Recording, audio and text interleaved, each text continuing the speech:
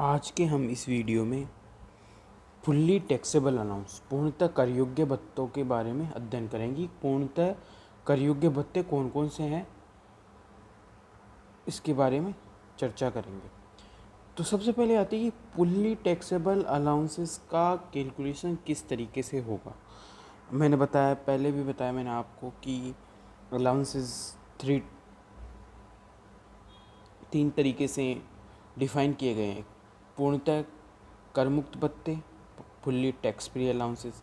तो मैंने बताए थे आपको। फॉरेन अलाउंसेस होता है, हाई कोर्ट के जजेस को जो अलाउंसेस दिए जाते हैं वो एक स्पेशल एक्ट के थ्रू एग्जेम्प्ट होते हैं। कर्तव्य पालन हेतु किए गए व्ययों की पूर्ति हेतु विशिष्ट भत्ते होते हैं अपने पास, ठीक है।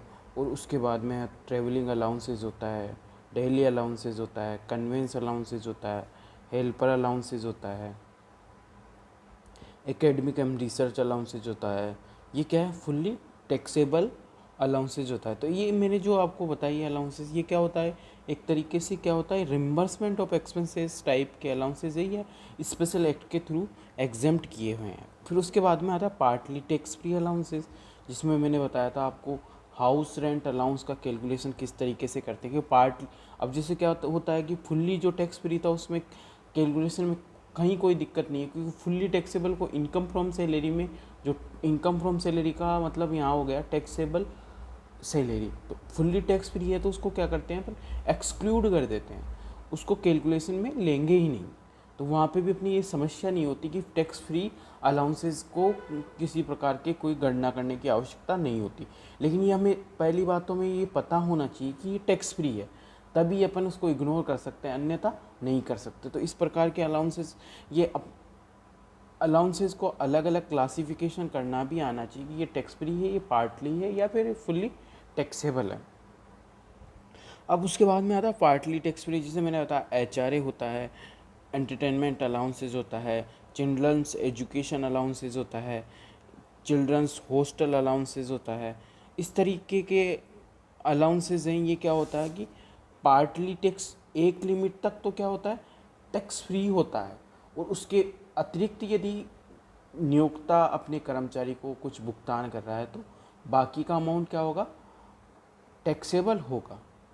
लेकिन यहाँ पे एक चीज़ और ध्यान देने वाली है कि ऐसे भत्तों के लिए कर मुक्ति की राशि का, यदि एक कर मुक्त राशि है तो उसको जो एक्चुअल में एक्सपेंसेस हो रहे हैं उनको क्या होता है, इग्नोर करते हैं, उनका ध्यान नहीं देते। जैसे चिल्ड्रंस एजुकेशन अलाउंसेस में मान लीजिए आपकी जैसे 100 रुपये प्रति बच्चा एग्जेम्प्ट है 2 बच्चों तक, है ना, ठीक है। अब उस केस में यदि बच्चे की स्टडी पे 50 रुपये खर्च हो रहा है मान लीजिए, है ना, तो उस केस में भी अपन क्या करेंगे, उसको छूट क्या करेंगे, अधिकतम 2 बच्चों की 100 उसमें क्या करेंगे, उस खर्चों का ध्यान नहीं रखा जाएगा, ठीक है।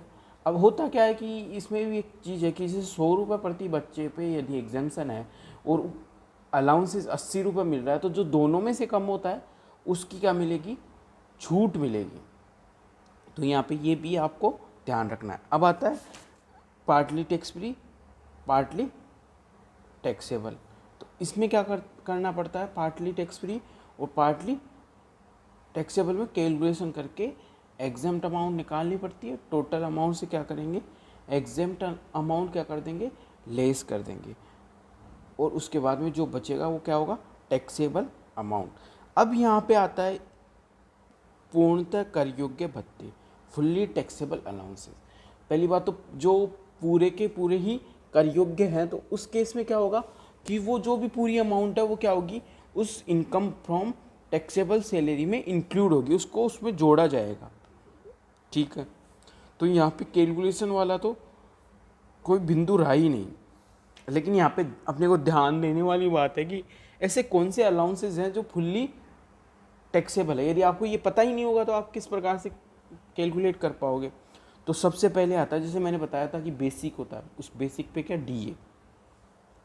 अब यहाँ पे अपने पास बहुत सारे पॉइंट दिए हुए हैं अलाउंसेस के, लगभग 18-19 पॉइंट है अपने पास, है ना। तो इसमें से कई भत्ते होते हैं, और ये अपनी नॉलेज के लिए अपन इसको ध्यान रखेंगे। और मेन भत्ते हैं उनकी अपन विस्तृत रूप से चर्चा करेंगे। बेसिक के बाद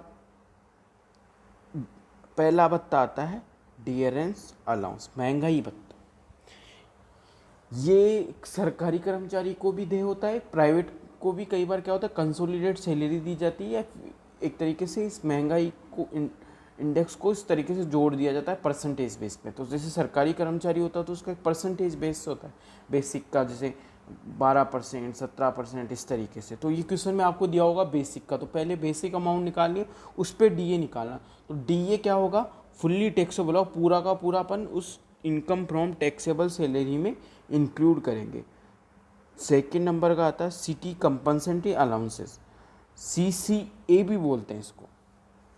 ये भी है ना, सरकारी कर्मचारी को भी मिल सकता है, प्राइवेट सेक्टर में भी ये बाइफर्केशन करके रखते हैं। तो ये जैसे कोई शहर है, जैसे बड़े शहर होते हैं जहाँ एक्सपेंसेस ज़्यादा होते हैं, वहाँ पे जैसे अपनी राज्य सरकार CCA देती है, जैसे जयपुर के लिए देती है, अजमेर के लिए देती है, बीकानेर के लिए देती है, जोधपुर के लिए देती है, कोटा के लिए, इनके शहरों के लिए CCA देती है। एक फिक्स अमाउंट है कि जैसे 400, 600 इस तरीके की रेट्स हैं। तो वो भी अलाउंसेस क्या होगा, पूरा का पूरा टैक्सेबल होगा।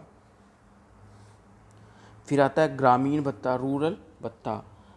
अब कई बार क्या होता है कि जैसे डॉक्टर वगैरह होते हैं तो, या फिर और किसी पोस्ट पे कोई अधिकारी कर्मचारी है, तो वो क्या होते हैं शहर में नौकरी करना ज़्यादा पसंद करते हैं। सरकार प्राइवेट सेक्टर में भी क्या होते हैं, उनके रूरल अलाउंस दिया जाता है उनको मोटिवेट करने के लिए। तो इस प्रकार का अलाउंसेस भी क्या होगा, फुल्ली टैक्सेबल होगा। मेडिकल अलाउंसेस 4 नंबर पे। मेडिकल अलाउंसेस का मतलब यहाँ पे हो गया कि मेडिकल खर्चे के लिए कुछ विशेष रूप से उसको मंथली पैसा दिया जा रहा है, ना कि मेडिकल का कोई खर्चा हो रहा है उसका पैसा, वो अलाउंसेस फिक्स है। मेडिकल एक्सपेंसेस का रिम्बर्समेंट करना अलग चीज़ है, मेडिकल अलाउंसेस का है। खर्चा हो रहा है कि नहीं हो रहा वो एक अलग विषय है। जैसे HRA में होता है, HRA में HRA दे रहा है, अब वो खर्चा हो रहा है कि नहीं हो रहा वो एक अलग बिंदु होगा।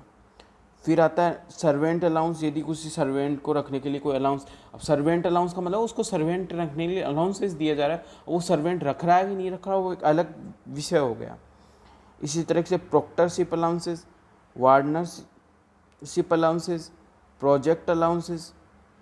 फिर आता है ये मैंने जो आपको बताई ये अलाउंसेस, इनका कम ही वर्णन मिलता है। अब आता है डेपुटेशन अलाउंस, प्रतिनियुक्ति भत्ता, ये भी आपके आ सकता है। प्रतिनियुक्ति का आता है कि जैसे कोई एक विभाग में काम कर रहा है, यदि वो किसी दूसरे विभाग में चला जाता है अपने जो भी पेरेंटल डिपार्टमेंट से किसी दूसरे विभाग में, तो उसको एक फिक्स परसेंटेज या फिक्स अमाउंट डेपुटेशन अलाउंसेस के रूप में मिलेगा। तो वो भी क्या होगा, फुल्ली टैक्सेबल होगा।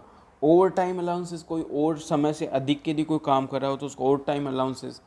इंटरिम रिलीफ जब सरकार जैसे 5वां वेतनमान आया था उस समय सरकार ने डीए और इंटरिम रिलीफ नाम का एक IR नाम से कुछ 100 रुपये 50 रुपये इस तरह की इंटरिम रिलीफ दी सभी कर्मचारियों को।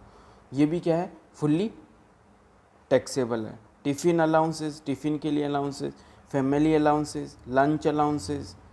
फिर उसके बाद आता है नॉन प्रैक्टिसिंग अलाउंसेस। तो नॉन प्रैक्टिसिंग अलाउंसेस ये डॉक्टरों को दिया जाता है, जो डॉक्टर प्रैक्टिस नहीं करते उनको ये अलाउंस, वो सर्टिफिकेट देते हैं, उसके बेस पे इनको ये अलाउंसेस दिया जाता है। हार्ड ड्यूटी अलाउंसेस, किसी यदि कोई ऐसे कार्य में लगा हुआ है जहाँ पे जोखिम ज़्यादा है तो उसको हार्ड ड्यूटी अलाउंसेस दिया जाता है, जैसे आर्मी वगैरह, पुलिस वगैरह में इनमें। टेलीफोन अलाउंसेस, किसी अपने खर्चे के लिए किसी प्रकार का अलाउंसेस दिया जाता है, वो टेलीफोन अलाउंसेस। गार्ड भत्ता, guard allowances, security allowances and dog allowances, इस प्रकार के ये क्या हैं, फुल्ली टैक्सेबल अलाउंसेस हैं। तो यहाँ पे मैं मुख्य अलाउंसेस आपको बता देता हूँ जिसका आपको विशेष तौर पे ध्यान रखना है और एक क्वेश्चंस में भी आता है। तो इसमें एक तो महंगाई भत्ता, डियरेंस अलाउंसेस, ये क्या है, फुल्ली टैक्सेबल है, इसका विशेष ध्यान रखना है, ये हर क्वेश्चन में लगभग आता ही आता है। फिर आता है city compensatory allowances, rural allowances, medical allowances. फिर उसके बाद में आता है deputation allowances, over time allowances और नॉन प्रैक्टिसिंग अलाउंसेस। वैसे मुख्य आपके महंगाई भत्ता और CCA आ सकता है, सिटी कंपनसेटरी अलाउंसेस। तो इस प्रकार के इन अलाउंसेस को आप एक 4-5 बार देखोगे, क्वेश्चन सोल्व करोगे तो आपको आइडिया हो जाएगा कि कौन कौन से अलाउंसेस होते हैं। लेकिन आपको महंगाई भत्ता, सीसीए और ग्रामीण भत्ता, इनका विशेष ध्यान रखना है कि ये क्या होगा, पूरा की पूरी अमाउंट क्या होगी, टैक्सेबल होगी।